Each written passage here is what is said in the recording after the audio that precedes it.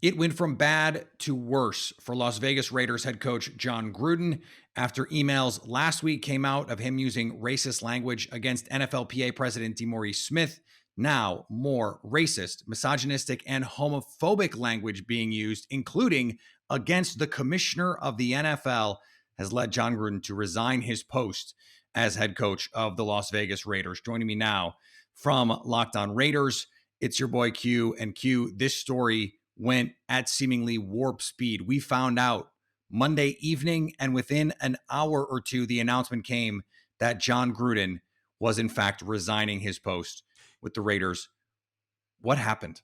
I mean, that's a great question, and you're right. It happened so fast. I mean, it just went snowball style. You know, Friday we found out the news about DeMaurice Smith, and you thought, okay, well, maybe if it's 10 years ago, maybe if he really didn't realize the way he said it, even though as a grown man he should realize anything he says. But you kind of thought, okay, maybe there's an out for him. Maybe there's a suspension coming. Maybe there's a fine coming. Then all of a sudden the news started to trickle out Monday during Monday Night Football that there's more, and there's, things against women, as you mentioned, and detailed out. And then I just tweeted out, if this is real, then there's only one way this can end. And it actually was two ways. That he could have got fired or he resigned. He resigned, and that was really all he could do. And there was just nothing. I mean, you can't look the media in their eye when they're asking you, is there anything else coming out on the email? And they say, no, I have nothing. I've never done anything. I've never said anything. I was just a bad moment. And then all of a sudden, years on top of years of emails trickle out to the fact that it was 2018. The first argument was, well, he wasn't even a member of the NFL, or he wasn't a member of the team. He wasn't any of that.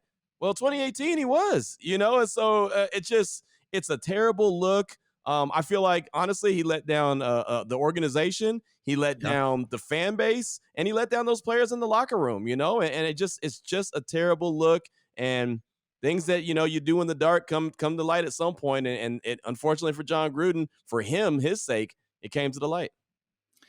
Q, I couldn't help but think as this was all unfolding that, number one, there's a reason that the NFL settled the Colin Kaepernick lawsuit, because in discovery, in a lawsuit like that, these emails were going to come out. Yep. And the other thing that I thought of was, okay, over the weekend, we heard a pretty bad racist thing that he said in a professional capacity. And he didn't have to resign. He didn't lose his job. Now these other things come out. It certainly occurred to me, well, if he had just been racist, he could have kept his job.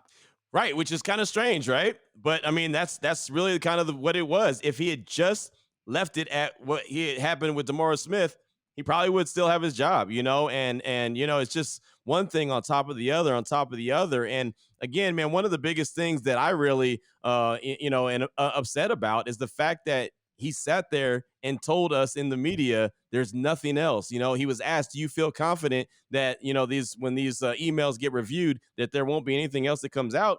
And he said, yeah, because I'm not that kind of guy. And clearly he was. And clearly he is. And he was comfortable with saying what he said. Now, does that mean that, he's a full-on racist, or he's a full-on homophobe, or anything else? Probably not, but he just doesn't have any kind of sense or common sense when it comes to saying. It took a real old school approach where you could just say anything and get away with it. But that's not the climate that we live in. That's not acceptable. That's not okay. And that's not what the Raiders organization stands for. And so either Davis was going to have to fire him, or he was going to resign. And he ultimately just resigned. Yeah, and I think something that we don't talk enough about is in these moments, people should be allowed to have some bad moments. Right. That if you have a bad moment, if I have a bad moment, we would want grace from those around us, from those in the media, whatever it is. And the right to say, okay, I have improved. This is not who I am anymore. But to your point, this is not just 2011. Right. We're talking about a pattern of behavior. And at a certain point, it becomes really hard to just hand wave and say, this is not who I am anymore. Well, this is who you were for a really long time. What evidence do we have that this is not who you are anymore? And I think that's when it becomes really difficult to look your players in the eyes. I mean, the first openly playing gay player in the NFL is on his team, and he used the worst homophobic slur you can use about the commissioner of the NFL. Exactly. And so how do you look that guy in the face? How do you How do you work with Sarah Thomas when you denigrate female officials? I mean, it's like, I think there is going to be a backlash of this is cancel culture, this is whatever. No, you lose the respect of the people around you when you treat them as less than. And at a certain point, you just can't go on any further. And unfortunately for Jon Gruden, that's the position he found himself here. Yeah, I mean, he did this all to himself. You know, you could talk about cancel culture all you want. You could talk about everyone's offended by whatever, but this is years on top of years on top of years of evidence. And that means that this is who you are. You know, I say it all the time, Tigers don't change their stripes. Well, his stripes in 2011 and his stripes all the way up to at least 2018 didn't change, you know, and he felt comfortable enough. This is the other thing. It's not like he was just standing in the hallway talking to me and you and was saying these things. He felt comfortable enough to write them in an email and express them to the point where it's okay, knowing damn well that that's all. I mean, emails don't go away. You know, they Right. just don't disappear. Certain people, maybe they do, but not him. And it just didn't. It's just, to me, every time I think about it, it just kind of blows my mind even more, even more, and even more. He thought, and this is a shame, he thought he was bigger than he really is. And it's, I think it's okay, I think, to believe him when he says, I didn't mean to hurt anyone's feelings.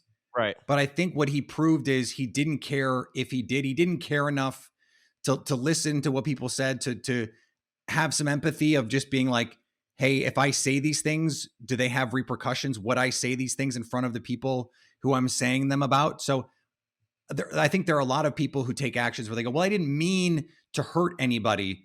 But the reality is they just didn't care enough if they did, because they're either I'm bulletproof or I can say these things, or those people don't matter enough. That's obviously why I'm belittling them.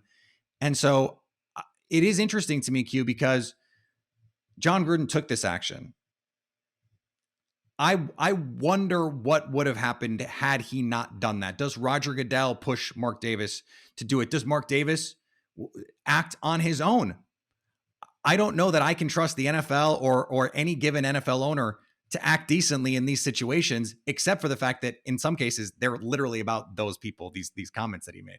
Right, no doubt. But I'll tell you this about Mark Davis. I think he would have eventually fired him. I really do. I think that, honestly, I don't think that there was any option, but I think that he would have, just because what the Raiders organization has always stood for. You know, they've always taken pride in hiring men of color. They've been taking pride of hiring women into powerful positions. They never needed a Rooney rule. They just did it on their own. That's what the late, great Al Davis did, you know, and unfortunately, this news rolled out on the 10-year anniversary of his passing on Friday. That's when it started. You know, so the irony and all of that is ridiculous, you know, and then, not that what happens on the football field really matters, but they had an absolute no-show on Sunday. And the guy who ended up beating Jon Gruden in his very last game coach for the Raiders happens to be Khalil Mack, who, well, we all know how that story. So, I mean, it's like so many different things, so many twists and turns and plots. And again, what happens on the football field is the least of the important right now. But man, it's just so crazy how things happen. And again, I honestly think that